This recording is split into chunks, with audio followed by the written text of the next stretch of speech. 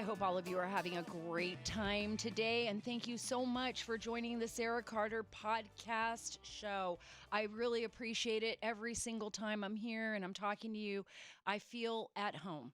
I feel at home with you, and just a place to vent, to get all of these stories out, and to share with you what we're learning here in Washington, D.C., which is complete and utter insanity. I never thought that America would be this way. I never thought that we would end up this way. I wrote a column. It's on my website at saracarter.com, and I posted it today, and it is regarding whether or not we are all being played with. And I'm going back to the Russia hoax, right? To everything that got us to this point. Everything that turned what I believed, what you believed, was America the way we knew it on its head. Our intelligence agencies, our federal law enforcement agencies being weaponized against a duly elected president of these United States. And instead of the media that we trusted, New York Times, Washington Post, these old establishments that were supposed to be balanced, instead of them actually, which is what I thought was going to happen in the beginning. I thought, wow, when I started breaking those stories, I thought the New York Times and the Washington Post, they're just going to scoop this up for me and they're going to use all their resources to get to the truth. I was so wrong. I was so wrong. It took a fight, and it's still a fight every single day and night. On Sean Hannity's show, I talk about that in the column. It was what Sean said, pulling back the layers of the onion. And, I thought in the beginning, this is malfeasance on the part of FBI Deputy Director Andrew McCabe. There's possible malfeasance by now fired and former FBI Director James Comay. And then all of a sudden it was like, holy cow, here comes James Clapper. And then, whoa, wait a minute, stop the bus. It looks like John Brennan. And then, whoa, wait another minute. All of a sudden, it was like a foreign spy named Christopher Steele, who worked for MI6, who had a dossier that was paid for by the Democratic National Committee and the Hillary Clinton campaign at the time. I mean, literally paid for. And then, whoa, another stop, right? Another layer of the onion. He was actually paying Russians. Yes. GRU intel. They were never former. You're never former CIA. You're never former MI6. You're never former Russian intelligence. You are always intelligence. You are always collecting intelligence. Once you have that job, that's your job. And so they were actually the ones colluding with the Russians. It was the Democratic National Committee and Hillary Clinton. But let's just stop right there. After discovering all of this, after Congress conducting a multitude of investigations, after all of the stories and investigations that I did, that John Solomon did, that Chuck Ross did, that Molly Hemingway wrote about in The Federalist, that yada, yada, yada, just keep going on and on and on, that Sean Hannity talked about, that other people broke on shows like Laura Ingraham, all of that.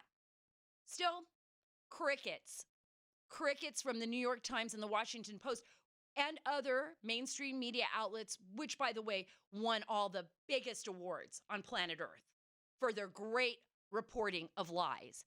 Because basically the people that were telling them all of this mumbo jumbo and lies that our president was a Manchurian candidate was actually John Brennan, James Comay, let me go on, Andrew McCabe, other people in the FBI. So now we know our institutions are infected with a culture of corruption, right? There you go. No worries. You don't need to pay attention to that. Move on. Read my column because I'm so mad. Because I want the Department of Justice to do something. And if it doesn't do anything, if it's just take a couple of lows, guys on the totem pole at the FBI and, sweep the rest under the rug and only charge a few people,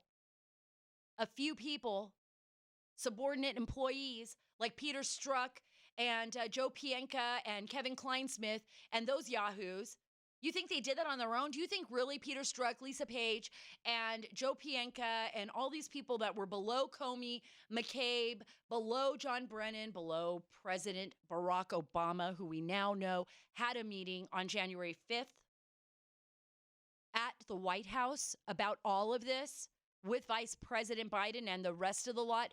You think that those guys, those subordinates, were the ones who planned this?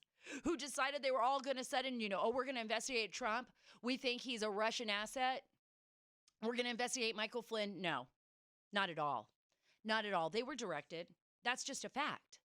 I mean, I don't need to show you a piece of paper that says that. Okay, that's what we rely on. But we know that nobody operates in an institution like that without having permission and reporting to their higher ups. We know that. That is a fact, unless it's just one of them and they're rogue. Oh, speaking of rogue, that was a perfect transition, wasn't it? I'm going to transition right over to somebody who called Comey rogue. And it was somebody who was on his team, Sally Yates. Listen to this. You didn't authorize the interview. As a matter of fact, you wanted to go to the White House and tell them about the problem, didn't you? That's right. I did. I thought that was the more immediate issue. And when you heard about the interview, you got upset, didn't you? I was upset that Director Comey didn't coordinate that with us and acted unilaterally. Yes, I was. Okay. Did Comey go rogue? You could use that term, yes. You could use that term, yes. Sally Yates should not be immune to her role in this. Remember, it was Sally Yates who went running, like screaming, right, to the White House to warn everyone about Flynn, that he had been on this phone call with Sergei Kislyak, this former Russian ambassador, and that he was talking about sanctions and that he was just stepping all over, all of these great decisions that President Barack Obama made at the end of his tenure when he said the Russians were interfering in our election. Isn't it crazy? Do you not take a step back and think about what you are being told every single day? What a lie. I mean, look, the Russians have always been involved. So have the Chinese, so have everybody else in every aspect of our national security. They try to penetrate everything. They try to create chaos. They try to sow chaos. But think about what they are asking you to believe. They wanted to say to the American people, look, you got to be worried because, the Russians, right? They're getting involved in the election. They're trying to elect President Trump. Where's the evidence pointing? Hillary Clinton, the DNC, they paid a foreign spy who used that money. And by the way, he had FBI money too, a ton of FBI money. He used that money then to pay Russian spies to put fake information into a dossier that was then leaked by our spies into our newspapers and newspapers all over the world to target a president that never had anything to do with the Russians or the Russian spies. I hope that makes sense to you because it took me forever to get through that. I was like, when I first started working on these stories, I was like, what am I looking at here? I was going through documents. Oh my gosh, look at this, look at this. I was getting calls from intelligence officers who were aware of how these agencies operate and the disinformation campaigns that they have conducted in other nations. But that was against actual enemies of the United States, not against a president of these United States. And speaking of these United States, so, okay, just go, I'm telling you, just read my column at saracarter.com and a bunch of other funny stories that are on there that Jenny just posted. Funny in the sense that Joe Biden, once again, cannot stop making the craziest gaffes and putting his foot in his mouth every 5 seconds about everything. And that one is just, I think I may even have that clip for you. Jenny Terr, she is a writer for saracarter.com. I want you to hear, before we move on to Jenna Ellis, who is the president's attorney, and I have her on the show with us today to explain this huge lawsuit that's going on in California from this massive church against the state of California. It's incredible. I'll be right there with her in a minute. But I want you to hear what Joe Biden had to say in this interview. Listen to this. Have you taken a cognitive test? No, I haven't taken a test. Why the hell would I take a test? He said he did before. Come on, man. That's like saying before you got in this program, you take a test where you're taking cocaine or not. What do you think, huh? Oh my Are you a gosh. junkie? What do you say? Oh my gosh. He just asked a reporter who happens to be African American if the test that he would have taken before he got on to do the interview with him was a cocaine test. This man is, I mean, this is incredible. I don't know how no one else sees this. He is so racist. I mean, it just comes out of him. He can't help himself. He just can't help himself. I mean, I'm not going to say, okay, racist in the sense that he's running around with the Ku Klux Klan sheet over his head. It's just the way that he thinks. And everyone's walking around it like an elephant in the room, right? Like that, remember that commercial with the alcoholics? And it was like an elephant and the whole family's ignoring the elephant. Joe Biden is the elephant and we are ignoring, he's the Trojan horse. He's the giant Trojan horse. And everyone in the room is walking around like they don't see this Trojan horse bumping in to all of the ornaments, dropping things out of his, wherever, like people. What did I just say? Didn't that just sound like something ridiculous? But what I mean is like the Trojan horse, the bottom of it. There's a drop, out comes whatever. Ilhan Omar, Rashida Tlaib, James Comey, Sally Yates, the whole former Obama gang will be showing up to the party in November if Joe Biden wins. And they will be throwing a huge party. And Hillary Clinton will not be invited. She will not be invited. And Joe will sit in the corner. He will sit in the corner with a TV dinner. He will sit in the corner. They'll give him a TV dinner. They'll put a little bib on him in the corner. And they'll take over our country. That's exactly what's going to happen. I know I sound angry. I know I sound like I'm, upset, but this is exactly what is going on, people. So I want to play another one. Let's do this. Let's play another Joe Biden gaffe because we're not going to ignore the Trojan horse in our living room. Let's play the one where he's forward-looking. Yes, he is. I'm so forward-looking to have an opportunity to sit with the president or stand with the president in debates. There are going to be plenty of time. And by the way, as I joke with him, I shouldn't say it. I'm going to say something I probably shouldn't say. Anyway, I am very willing to let the American public judge my physical and mental my physical as well as my mental fitness. Oh my gosh. People, you just heard this. There is no way for any of you out there that are listening to me right now that just listened to former Vice President Joe Biden, forward looking, yes, he is.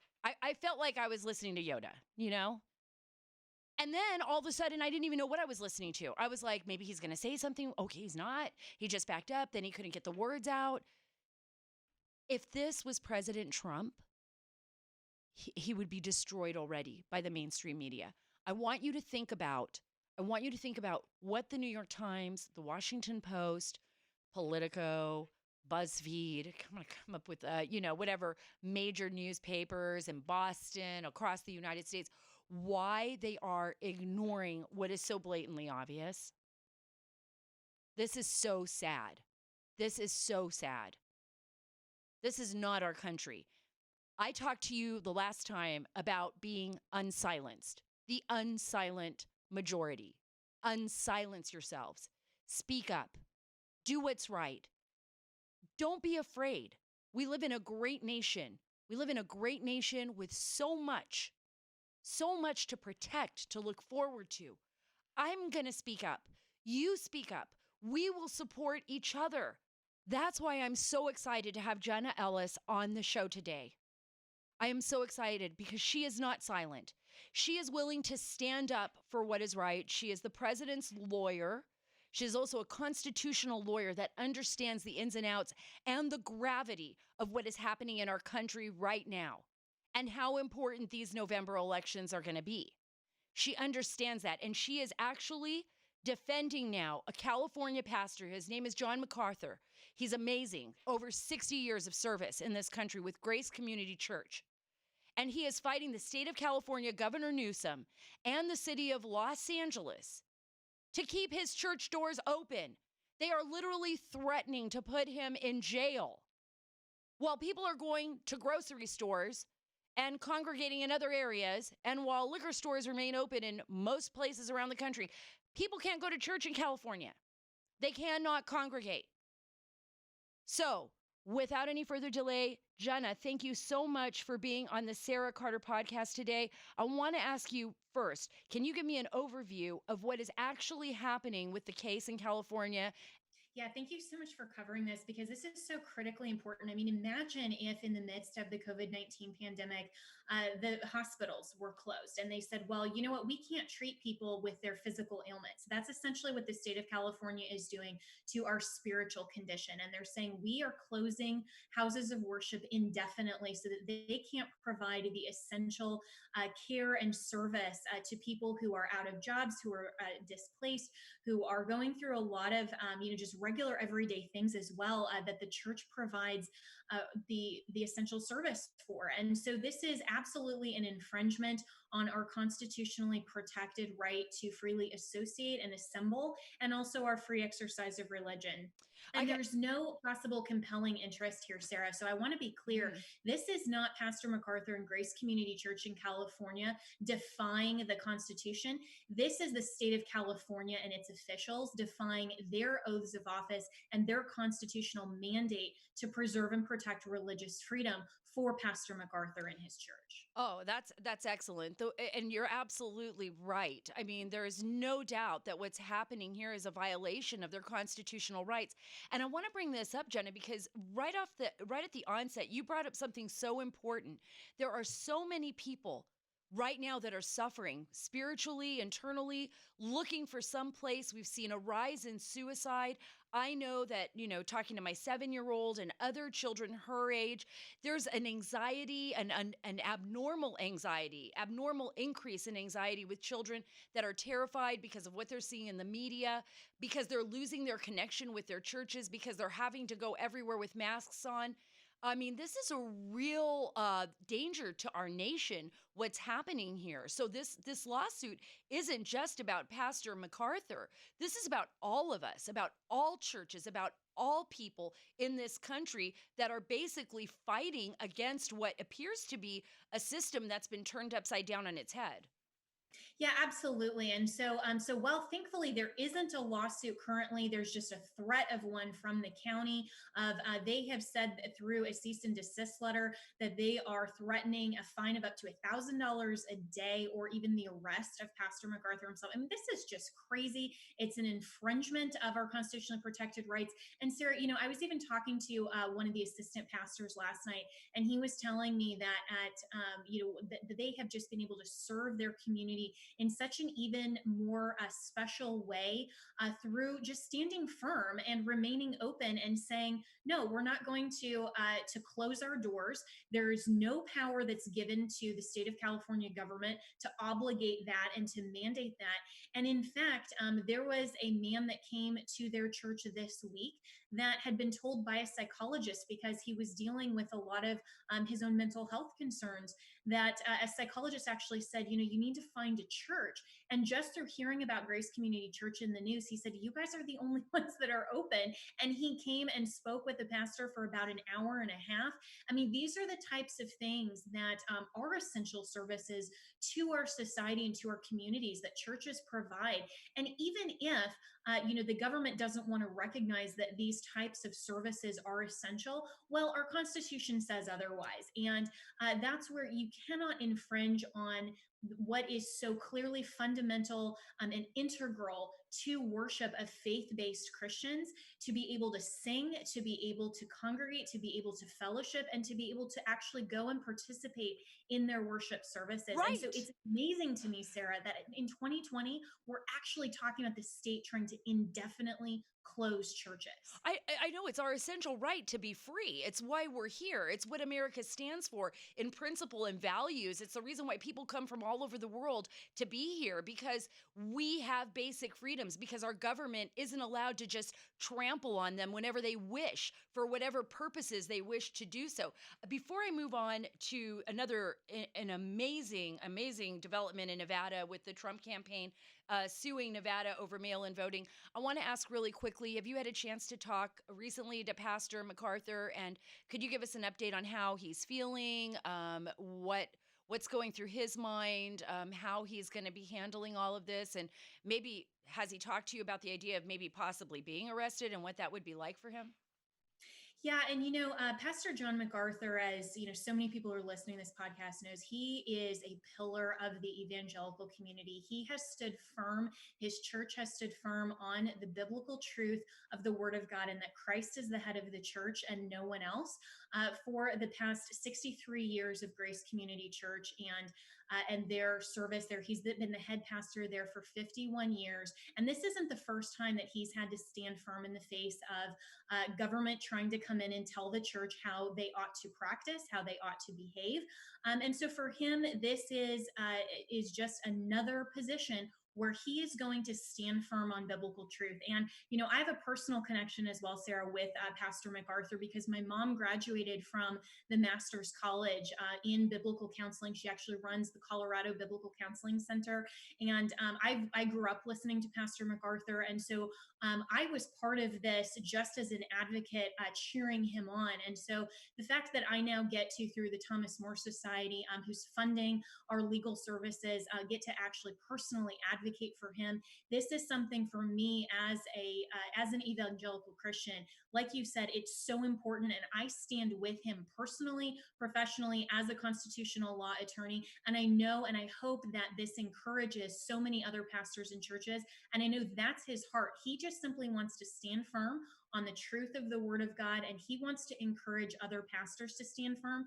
And he really has a very positive and kind-hearted outlook on all of this, to say, we're not against the state officials. We're not looking negatively. This isn't a spirit of rebellion. This is simply hoping that they recognize that they're overreaching, and that's really his heart, is to just continue to preach the gospel, to preach the truth, and to fulfill ultimately the Great Commission, which is to go and teach the world all about Christ. Well, it looks like he's already doing it by speaking up and standing up and being a leader for the rest of our nation. I think that's incredible, and I think it's great that you're on his team and that you're going to be challenging this. So great job on that. Now I want to move directly to the Trump campaign's lawsuit in Nevada over mail-in voting. This is an issue you and I have discussed so many times on previous shows, the dangers. And I want to reiterate again, there is a difference between absentee voting and mail-in voting. First, I'd like you to touch on that, Jenna, and then I would like you to talk about, maybe challenge the Democrats on what they're saying for equitable rights, for voters. Challenge them on what they're saying, that only mail-in voting works. Yeah, well, thank you, Sarah, for pointing out that there is a difference between absentee and vote by mail. This is why I love you, because you will present the truth and the fact that most of the mainstream media outlets want to muddle the waters. And so absentee is one individual person, you or I, requesting our ballot be sent to us through the mail. That's perfectly fine. All states allow that. Most states are no excuse. If you don't have to actually be absent in the midst of the coronavirus pandemic. If you want to stay at home and you want to receive your ballot through the mail, President Trump has always supported that. That's something that works great in all 50 states. That's very different than the state on their own initiative simply sending out millions and millions of ballots that are unrequested to unverified individuals, to unverified addresses.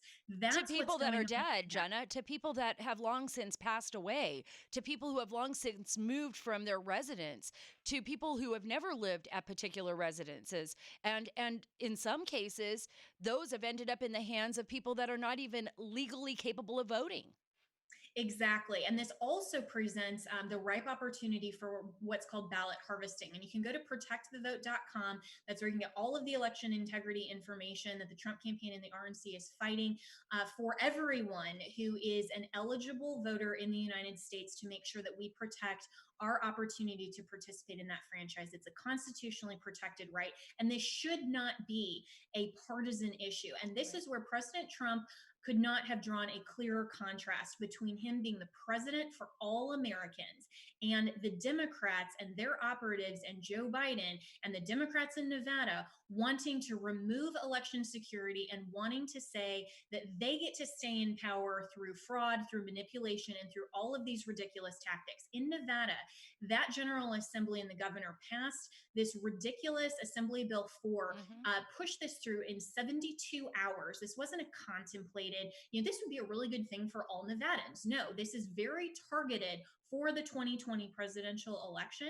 And this is the Democrats harnessing their own power rather than saying, we recognize that our Constitution is founded on the principle of the people, by the people, and for the people. We, the people, get to select and prefer who of our fellow citizens is put into office. But the Democrats, they are so arrogant that they think that they get to pick who is best in office rather than you and I and the rest of our fellow citizens. So President Trump Governor's rejects that. right. Well, Governor Sisolak just, he tries to play it to the point and, that the state of Nevada is doing this because they're concerned about all voters during this pandemic. I'm wondering right now, and I don't know if you're aware of anything that's going on, what can be done to, we don't want this. Anybody who knows about voter integrity, at least I don't, they do not want mail-in ballots just being sent out all across the state to who knows who. We saw what happened in New York. We see what happened in, in Pennsylvania and how long it can take and all the mistakes that can be made. What can be done, though, on the other hand? Like, could there be more voting polls? Could there be more access for voters so that it's easier, more fluid? Could money be allocated on the federal level, or is it only the state level? Is there anything? President Trump has already allocated, $400 million through the CARES Act for the polling locations to make sure that they're safe and secure. And that money is supposed to go to that, where, the Democrats in some states are trying to reallocate that in the midst of trying to push through all of the vote by mail initiatives. And so, again, this is just something where every person, I would encourage every voter to make sure to go to the polls as long as you feel safe. If we can go to the grocery store and social distance, if we can go to the hardware store, we can get out to the polls and vote. And if you are one of the people who's an at-risk person and you do need to request your absentee ballot, make sure you fill that out. Don't give it to a third person, a ballot harvester, to take in for you. You'll never know whether that's actually counted. Go and drop it off at a precinct. You can do that generally through your car. There's just a drop box there that's safe and secure. Make sure you're doing those just general safety protections. And then also consider, supporting the Trump campaign and the RNC through our lawsuits and going to protectthevote.com. If you're a lawyer listening to this, we have Lawyers for Trump.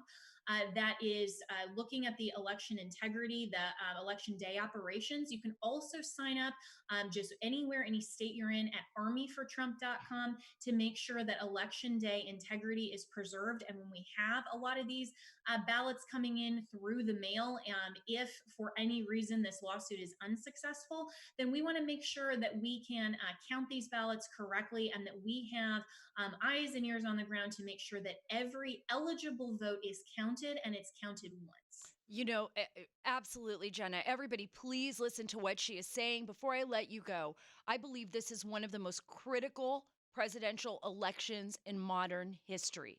I want to know, do you agree with me on that, Jenna? And before I let you go, why do you think it is? If you were to explain to a voter why this is so critical, particularly, of course, conservative voters, independents out there, why is this election so critical, in your opinion? Because America is truly exceptional in this critical distinction from every other country. We recognize that our rights come from God, our creator, and every human being made in the image of God holds all of our rights. And we only, through our consent, give specific, limited, legitimate powers to the government at all levels to operate for the distinct purpose to preserve and protect those rights. That is not what Joe Biden, what the radical left, and what the Trojan horse for the Chinese Communist Party, for the Marxist agenda, that's not what they believe about this country. They want to destroy America, destroy the liberties and freedoms that we so enjoy. The contrast between President Trump is that he cares about America. He cares about protecting our liberty and freedom. The Democrats want to destroy America, and they are. If you look at what's going on today around us and you want more of that, that's what a Joe Biden administration would implement. And so we have to preserve our liberty. We have to preserve our country. We have to be America first, and we have to vote for Donald Trump. Thank you so much, Jenna. I hope you have a great day, and thank you for joining us here at the Sara Carter podcast. Thank you. Thanks, Sara. Wasn't she great? I'm telling you, listen to what Jenna Ellis is saying. Go out there, look for yourself, see what you need to do if you want to get involved in and what's going on in your church. I would love to hear from you. I would love to know if your churches are being closed down or if you're not able to get to church or what the restrictions are at your schools, whether or not they'll be opening or not. You can always send those messages to me and I will see them on Twitter at Sara Carter DC. Or you can reach me on Parler now at Sara Carter Official on Parler. I want to hear what you're saying.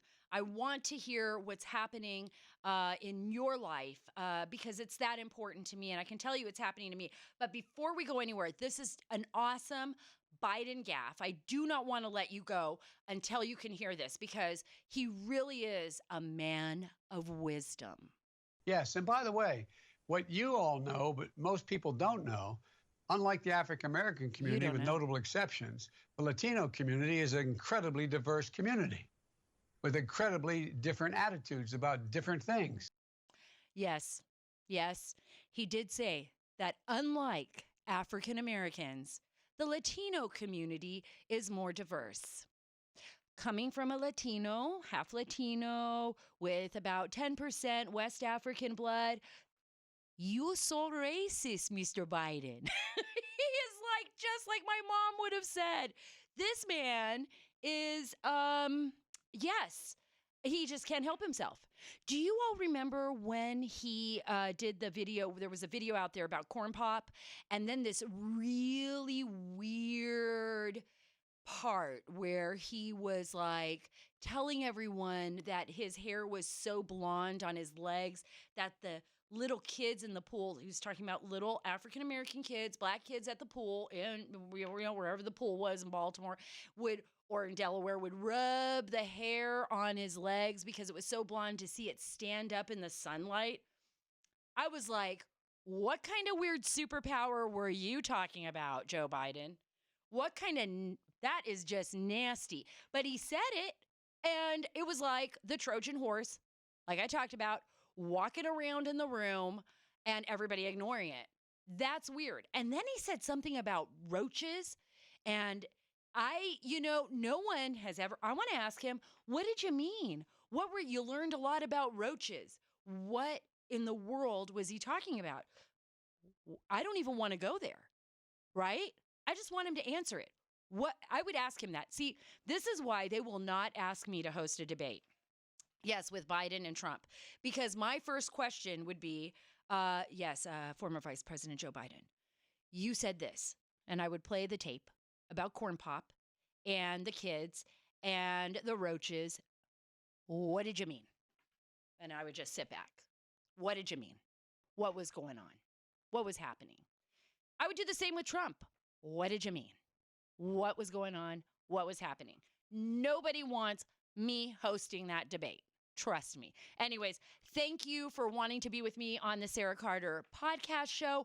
It was so great to have you with me every week, twice a week. Now I'm thinking about making it 3 or 4 times a week. Go to my website, saracarter.com. You'll get the latest stories there. You'll read all of my columns as well as specials to the website. We've got people posting columns there quite often. Congressman Andy Biggs did a recent column for us, as well as David Schoen. He's an incredible attorney, a civil rights criminal defense attorney. Also, remember, you can follow me on Twitter at Sara Carter DC. That's at Sara Carter DC. And you can follow me on Parler at Sara Carter Official. And don't forget about Instagram. My gosh, there are so many different social media platforms. On Instagram at SCarterDC, where you can see all the fun pictures of things that I take pictures of, like caterpillars in my garden, or me just before I get on Sean Hannity, or me hanging out with like fun people like Jenny, or my kids just being weird. Again, thank you for joining us. Remember, at the Sara Carter podcast, we are taking the story back.